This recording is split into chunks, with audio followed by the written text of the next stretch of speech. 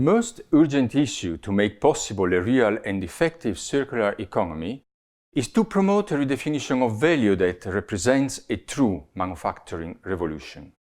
In this lecture, we will analyze how it can be possible using current economic categories and paradigms. The circular economy is actually one of the most discussed terms among economic scientists and the focus of the European Union Horizon 2020 strategy. Even Pope Francis entered in the current debate with his encyclical Laudato Si. The lines of action proposed by Pope Francis are clearly associated with the well-known 3R reduction, reuse and recycle model. Moreover, rethinking current production and consumption business models and turning waste into high-value added resources entails creative business technologies, processes, services, and models that shape the future of the economy society. How can it be possible today? The traditional manufacturing model, where we make, use, and then dispose of a product, is both wasteful and polluting. Moving towards a more circular model, where a product is used and then reused, we retain the value of the materials and resources used to make that product. Value retention may be a new strategy which can help to preserve natural resources, reduce greenhouse gas emissions, and contribute to climate goals. Business models incorporating value retention processes, VRPs, namely remanufacturing, comprehensive refurbishment, repair, and direct reuse, are of growing interest because of their potential to increase profit and reduce negative environmental impact. Most actors in the manufacturing supply chain are currently focused on recycling their products, while the adoption of VRPs can lead to retention of substantially greater value in the system. VRPs enable the retention of the inherent value of the product, whereas recycling retains just the value of the material or resources that is recycled. In this context, how important is sustainable design? Well, the essential condition for implementing VRPs is a sustainable design that recognizes that nothing exists in isolation and thus requires designers to consider their work in relation to wider system. The objective is to design products that will be profitable for business and enhance people's lives while minimizing damage to the natural environment. Sustainable design offers business opportunities that should act as a catalyst for innovation.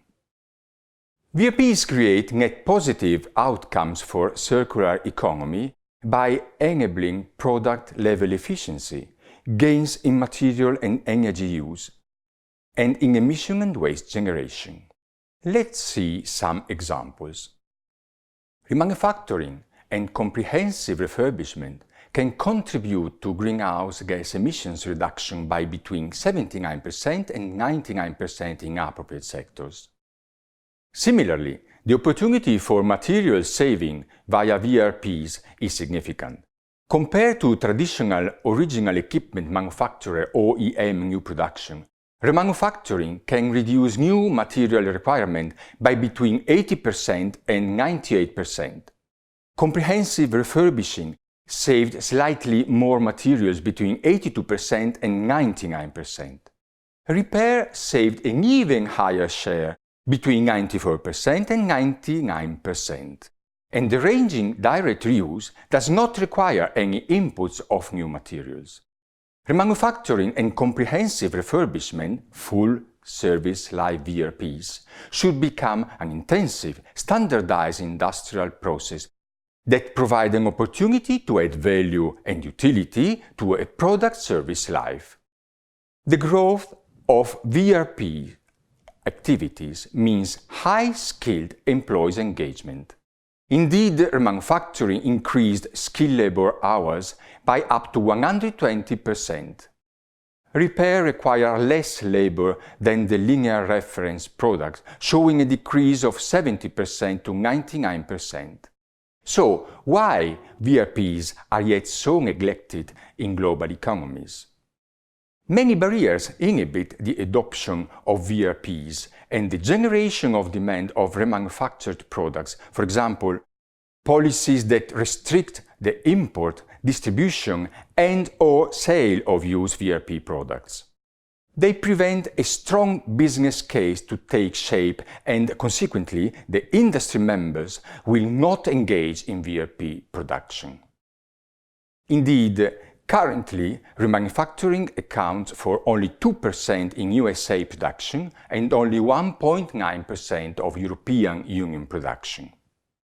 A step towards resolving some of these issues is the development of standards that may be used by designers and managers to help create more environmentally friendly products that are suitable for reprocessing. OEM new products, and if differentiated and positioned appropriately, VRPs may serve to enable growth opportunities for the entire product segment by targeting and engaging new, previously untapped market segments that are underserved by OEM new products. Policymakers must play an essential and pivotal role in the advancement and VRPs friendly policies and programs, educating, informing and engaging in collaborative initiatives with industry members. In conclusion, the adoption of VRPs can lead to significant reduction in negative environmental impacts and positive economic opportunity at the product and process levels. Increased VRPs adoption also has the potential to create significant net positive resource efficiency opportunities in industrialized and non-industrialized economies by enabling more effective and efficient closed-loop systems for material and production information flows. Circular economy via VRPs offers significant opportunities for countries to meaningfully pursue improved resource efficiency via circular material flows and energy use reduction, climate change goals via reduced emission generation, and even enhanced employment programming via new demand for skilled labor. As there is no one-size-fits-all solution, policymakers must investigate, understand and consider what policy approaches will be most effective and appropriate for their country's unique circumstances and priorities.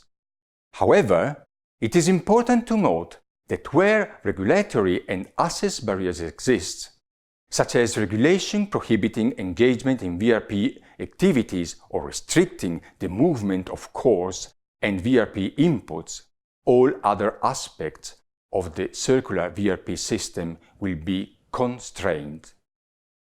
It is the presence and nature of barriers to VRPs that determine the opportunity and the magnitude of and speed at which the benefit of VRPs can be realized. VRPs are not intended as a replacement of OEM new products, and if differentiated and positioned appropriately, VRPs may serve to enable growth opportunity for the entire product segment by targeting and engaging in new, previously untapped market segments that are underserved by OEM new products.